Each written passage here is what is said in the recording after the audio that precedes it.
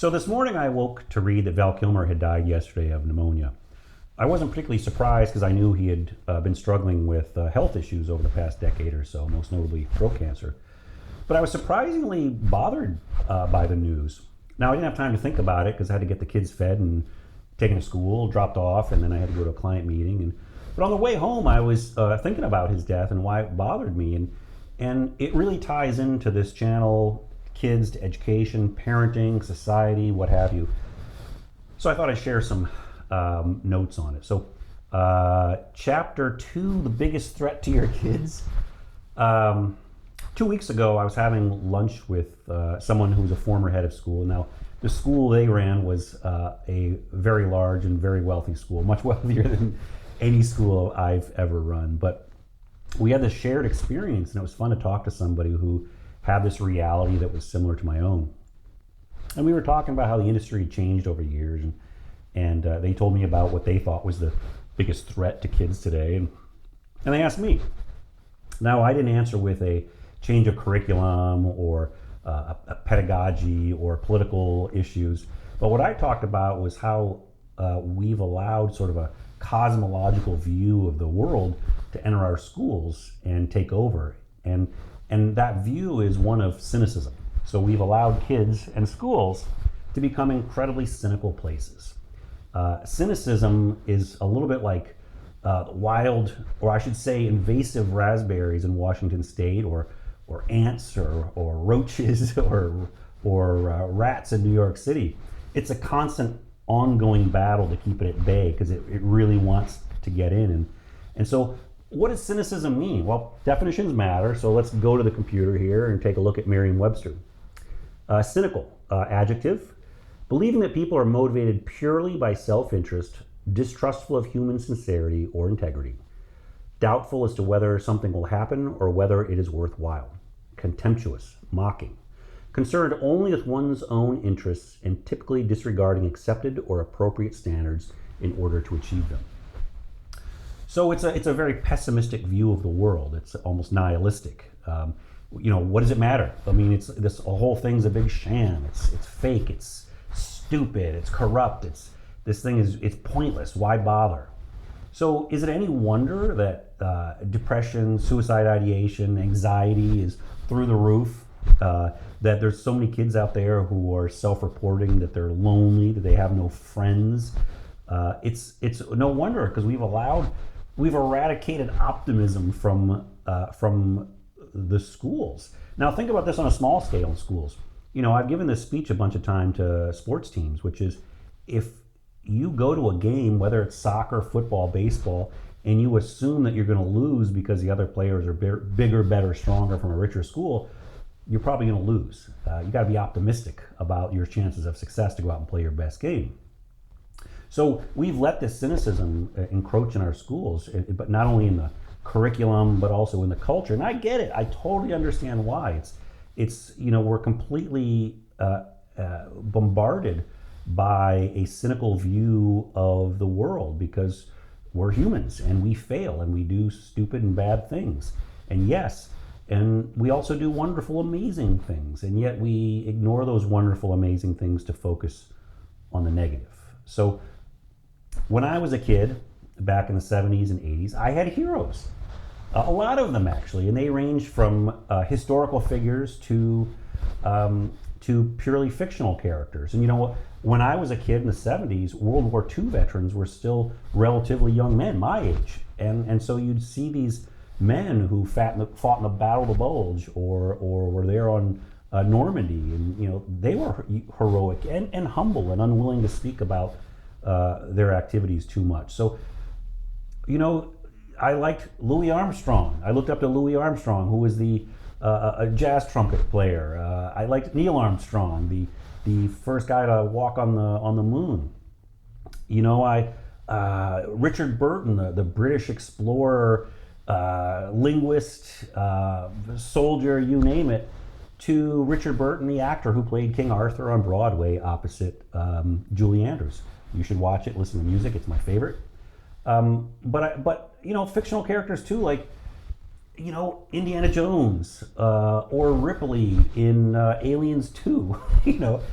all characters that you looked up to and said, wow, these are some, like, I want to be that brave. I want to be that strong. I want to be that caring. I want to be that tough. I want to have that level of empathy and stick-to-itiveness.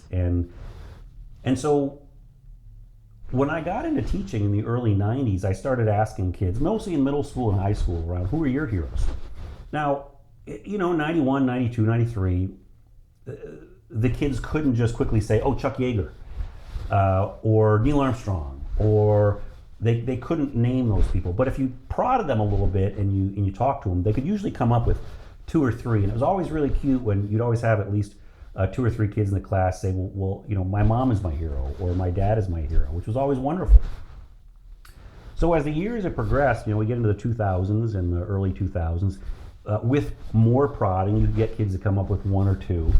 But I would say since 2012 onward, you ask students who are your heroes, and not only can they not come up with anything, the question is almost met with petulance of how dare you ask that question? I have no heroes. There's nothing worth looking up to in this world. And I actually had a student once say to me, we don't have heroes. Who do you like? Nobody here looks up to anybody. And I thought to myself, that is a deeply tragic event for kids who actually want to look up to people, and it's an important part of growing up and defining who you are, is to be able to look at people, somebody, and say, I really respect that person and what they're doing. And what happens today is they don't have that, and that's really sad. So back to Val Kilmer. How does Val Kilmer tie into all this?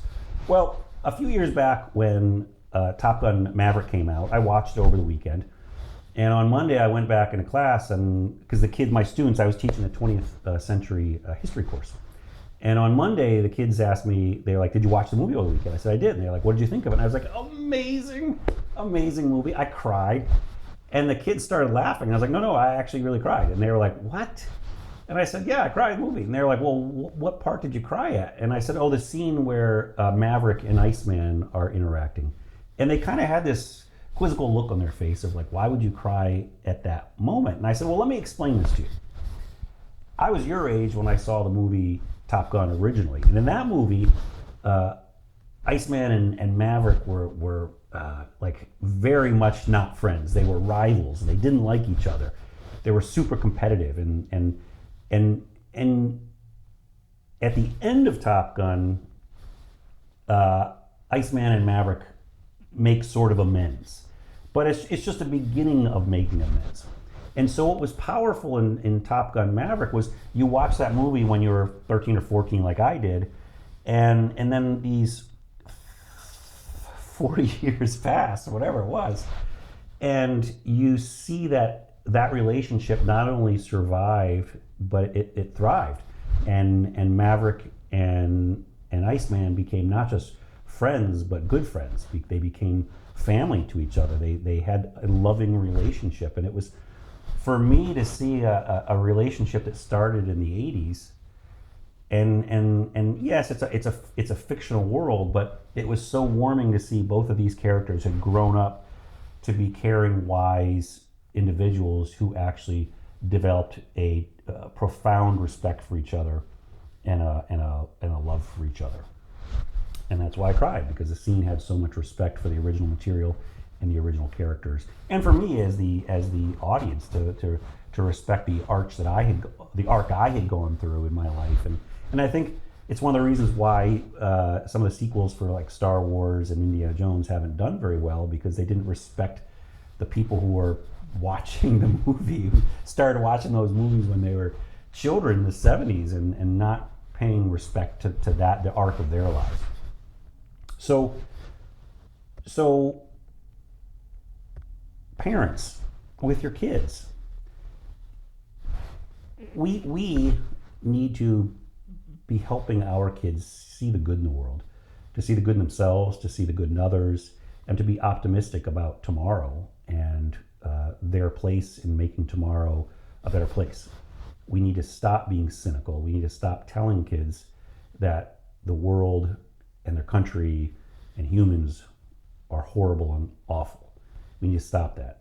Yes, acknowledge the problems. We have many problems we need to deal with as a country, but that doesn't make us terrible. It just makes us human. And so my challenge in all of this is to help us start creating a dialogue around how do we help kids understand that there are deep issues that we need to resolve as a country, but there are also amazing things that we should